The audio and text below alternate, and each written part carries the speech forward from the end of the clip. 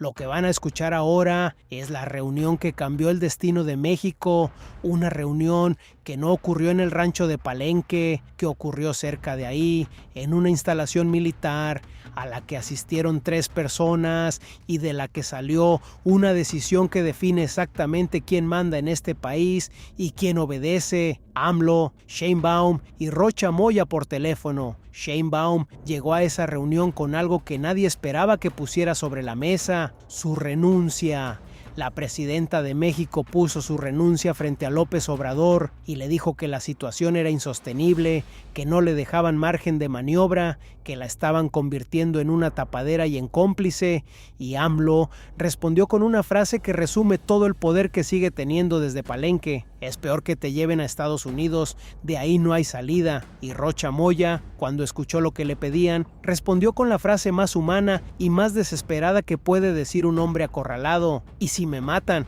No puedo, tengo familia. Pero antes de que entiendan por qué esa reunión en una instalación militar cerca de Palenque es el episodio más revelador de la crisis que vive este gobierno, necesitan saber qué se decidió ahí, qué opciones se pusieron sobre la mesa para Rocha Moya y por qué la ofensiva de Washington contra los narcopolíticos de Morena apenas está comenzando. Cuando entiendan eso, la reunión de Palenque va a tener un peso completamente distinto. Para entender por qué la reunión que ocurrió cerca del rancho de Palenque en una instalación militar es el episodio más revelador de cómo funciona realmente el poder en México, hay que entender primero el contexto en el que se convocó esa reunión y qué tan desesperada era la situación para todos los que participaron en ella. Cuando Washington emitió la solicitud de detención precautoria contra Rubén Rocha Moya y 9 funcionarios más, la reacción en Palacio Nacional no fue la que el gobierno mostró públicamente en sus mañaneras. No hubo tranquilidad, no hubo certeza, no hubo la confianza de quien sabe que no tiene nada que temer. Lo que hubo fue pánico, un pánico que se extendió desde Culiacán hasta la Ciudad de México y desde ahí hasta Palenque con una velocidad que nadie en el gobierno estaba preparado para manejar. Porque la solicitud de detención precautoria no es una declaración política, no es una amenaza vacía, es el primer paso formal de un proceso jurídico que en los tratados de extradición entre México y Estados Unidos tiene consecuencias muy concretas. Cuando llega esa solicitud, la Cancillería la valida, se la manda a la Fiscalía y la Fiscalía debe pedir la medida precautoria, que es detener al acusado, y luego empieza a correr un periodo de 60 días para que Estados Unidos solicite formalmente la extradición y aporte las pruebas. Ese reloj ya está corriendo y Morena lo sabe, y en ese contexto de pánico institucional, con el reloj corriendo y con Washington demostrando que no está jugando, ocurrió lo que tenía que ocurrir. Alguien convocó una reunión y esa reunión no fue en el rancho como muchos esperaban, fue cerca de ahí, en una instalación militar, y asistieron AMLO y Sheinbaum. Y Rocha Moya fue informado por teléfono de lo que se decidió, y lo primero que hizo AMLO en esa reunión fue repetir lo que ya había dicho antes. Las órdenes eran las mismas que ya había dado. Rocha Moya no puede por ningún motivo caer en manos de los Estados Unidos. Si cae uno, caen todos. Esa frase, señoras y señores, es la clave de todo. Si cae uno, caen todos. No es solidaridad ideológica, es la descripción más precisa posible del estado real de los expedientes que Washington tiene sobre el movimiento. Si Rocha Moya llega a un tribunal norteamericano y empieza a tablar, los nombres que puede nombrar van mucho más arriba que él, y AMLO lo sabe, y por eso repitió esa orden con la misma autoridad con que la había dado antes. Pero entonces ocurrió algo que nadie en Palenque esperaba. Sheinbaum habló, y no habló para obedecer.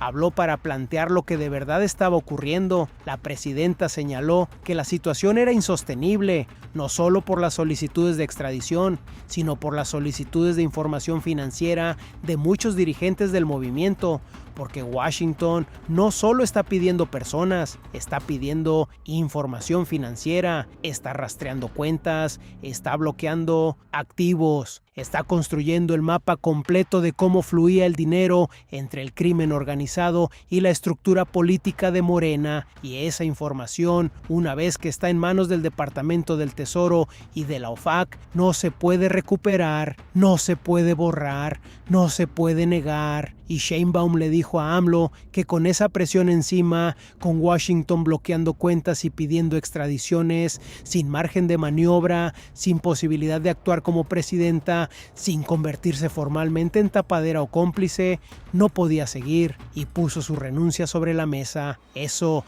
señoras y señores, es lo que ocurrió en esa instalación militar cerca de Palenque. La presidenta de México le puso su renuncia frente a López Obrador, el mismo López Obrador que lleva meses diciéndole cómo tiene que gobernar, el mismo que le ordenó defender a Rocha Moya públicamente, aunque las evidencias de sus vínculos con el narco fueran imposibles de ignorar, el mismo que le mandó mensajes a través de sus operadores de que si cae Rocha Moya, cae todo el movimiento, y AMLO reaccionó y dijo que eso tampoco podía ser, que su único posible sustituto en ese momento, Adán Augusto López, era impresentable, porque Adán Augusto tiene sus propios expedientes, sus propios 30 millones de pesos, sin explicar en declaraciones patrimoniales, su propia historia de confrontaciones con Sheinbaum, que lo habían dejado políticamente debilitado. No había sustituto disponible que pudiera llegar a la presidencia sin empeorar la situación, y entonces fue cuando alguien en esa reunión propuso la solución de compromiso, la licencia de Rocha Moya, que el gobernador pidiera licencia al cargo, que con esa maniobra se ganara tiempo, que con el paso de los días y con una investigación protegida, el todavía gobernador pudiera desaparecer de la escena, y que en el peor de los casos, si no se alcanzaba un acuerdo con Estados Unidos, Rocha Moya podría huir o esconderse, pero nunca sería entregado a los norteamericanos, y en ese momento se pusieron sobre la mesa opciones de destino que revelan exactamente cuál es el mapa geopolítico del clan de AMLO: Cuba, Venezuela, Brasil, Rusia, cualquier país amigo del régimen donde Rocha Moya pudiera vivir protegido fuera del alcance de la justicia norteamericana, o incluso una opción todavía más oscura: ser ocultado por el propio cártel de Sinaloa, que tampoco tiene ningún interés en que Rocha Moya llegue a un tribunal en Estados Unidos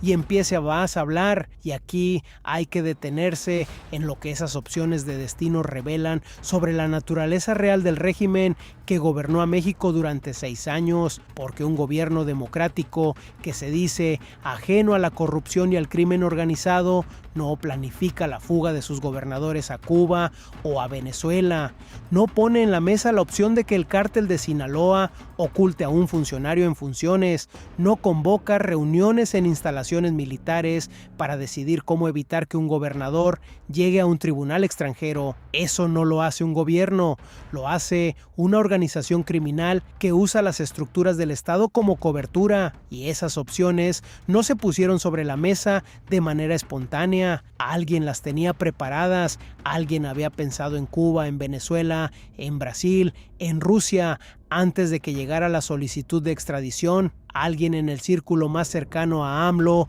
había calculado qué países no tienen tratados de extradición con Estados Unidos y dónde un político mexicano podría vivir sin ser alcanzado por la justicia norteamericana. Eso no se improvisa en una reunión de emergencia, eso se planifica con anticipación. Y esa planificación con anticipación dice algo sobre lo que el propio AMLO calculaba que podría ocurrir, y entonces informaron a Rocha Moya de lo que se había decidido, y el gobernador quedó atónito al escuchar la petición. En un principio se resistió, y lo primero que respondió fue la frase que define todo este episodio: ¿y si me matan? No puedo, tengo familia. Señoras y señores, eso dijo el gobernador de Sinaloa cuando le dijeron que tenía que desaparecer, que tenía que pedir licencia, que tenía que prepararse para huir o esconderse o ser ocultado por el cártel. Tengo familia, y si me matan. Ese miedo, señoras y señores, no es el miedo de un hombre inocente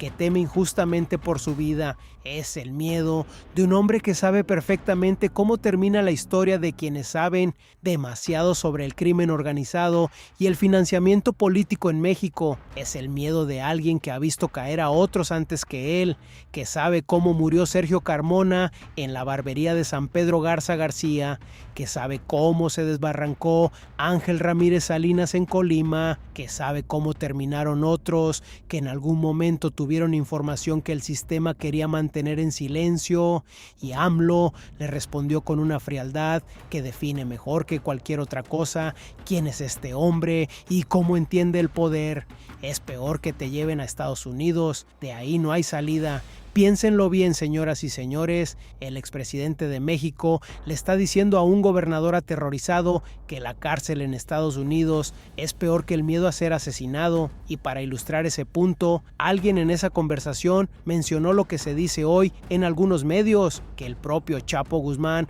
mandó una carta porque quiere que lo extraditen a México, porque en una prisión norteamericana de máxima seguridad no hay sol, no hay aire, no hay nada que se parezca a una vida humana digna. Ese fue el argumento que convenció a Rocha Moya, no la lealtad al movimiento, no la solidaridad ideológica, el miedo a pasar el resto de su vida en una celda de aislamiento en los Estados Unidos, y el gobernador no le quedó más que aceptar. Lo que sucedió después ya se sabe: la licencia, el comunicado, la conciencia tranquila, las acusaciones falsas y dolosas. Y aquí hay algo que nadie está analizando con suficiente profundidad sobre lo que esa reunión revela de la relación entre AMLO y Sheinbaum, porque la presidenta llegó dispuesta a renunciar. Eso significa que había tomado una decisión antes de entrar a esa instalación militar, que había calculado que el costo de seguir siendo presidenta bajo esas condiciones era mayor que el costo de dejar el cargo, que había llegado a un punto de quiebre donde prefería la dignidad de la renuncia a la complicidad de la permanencia, y AMLO la convenció de no renunciar, no con argumentos sobre el bien de México, no con razones sobre la estabilidad institucional, con el argumento de que no había sustituto disponible, que Adán Augusto era impresentable, que la renuncia de Sheinbaum en ese momento empeoraría todo. Es decir, AMLO le dijo a Sheinbaum que tenía que quedarse no porque fuera lo correcto, sino porque no había otra opción. Y eso, señoras y señores, es la descripción más precisa posible de la trampa en la que se encuentra la presidenta de México, atrapada en el cargo no por convicción sino por la ausencia de alternativas. Pero hay algo que esa reunión revela sobre el estado actual del gobierno de Sheinbaum que es más importante que los detalles del destino de Rocha Moya, porque la presidenta estuvo dispuesta a renunciar. Eso significa que hay un límite, que hay una línea que Sheinbaum no está dispuesta a cruzar aunque AMLO se lo pida, y que ese límite tiene que ver exactamente con la diferencia entre ser presidenta y ser cómplice. La pregunta es si ese límite va a sostenerse cuando la presión aumente, porque la presión va a aumentar, porque la ofensiva de Washington apenas está comenzando, porque Adán López, Monreal, Mario Delgado, Andy López Beltrán, Américo Villarreal, Alfonso Durazo están en la cuerda floja, porque las cancelaciones y bloqueos de cuentas, así como las solicitudes de extradición, tienen a los políticos de Morena contra las cuerdas, porque en Argentina están a punto de enviar al contraalmirante Farías a Estados Unidos para que se convierta en testigo protegido y empiece a nombrar los nombres que en Palenque nadie quiere que se nombren. Y hay algo que agrava todavía más la situación: la lealtad de Rocha Moya ya no está garantizada. La preocupación que existe en Palenque en este momento no es si el gobernador va a cumplir con el plan de desaparecer o esconderse. La preocupación es que Rocha Moya, junto con el senador Insunza, pueda entregarse y convertirse en testigo protegido. El gobierno de Sheinbaum ya le puso vigilancia, ya tiene a la Guardia Nacional rastreando su ubicación, ya trabaja en localizar al senador, que algunos dicen que buscará entregarse a Washington a cambio de protección. Y si eso ocurre, si Rocha Moya y el senador Insunza deciden que su mejor opción es hablar, que los nombres que pueden nombrar son suficientes para conseguir un acuerdo que los proteja, entonces Lo que llegará a esa corte del Distrito Sur de Nueva York será el testimonio más demoledor que ha escuchado un tribunal en relación con la política mexicana en toda la historia. Porque Rocha Moya sabe cosas, sabe cómo llegó el dinero del cártel a su campaña, sabe quién coordinó la entrega, sabe a qué otras campañas llegó ese dinero, sabe que otros gobernadores recibieron financiamiento del mismo origen, sabe los nombres que en Palenque más desesperadamente se quieren mantener fuera de cualquier documento judicial, y esa información en manos de los fiscales de Nueva York es exactamente lo que convierte la reunión de Palenque en el episodio más importante de la política mexicana en lo que va de este año. No porque AMLO haya amenazado a Sheinbaum, no porque Rocha Moya haya dicho que lo iban a matar, sino porque todo lo que se dijo en esa instalación militar confirma que el sistema que gobernó a México durante 6 años no fue un gobierno, fue una red de protección mutua donde el poder se usaba para blindar a quienes financiaron la llegada al poder y donde quien amenazaba con salirse del sistema era inmediatamente presionado con la misma lógica que usa el crimen organizado. Si cae uno, caen todos. Esa frase, señoras y señores, no la dijo un capo en una reunión de cárteles, la dijo el expresidente de México en una instalación militar en Chiapas, y esa frase es la descripción más precisa que existe del estado real del sistema político que Sheinbaum heredó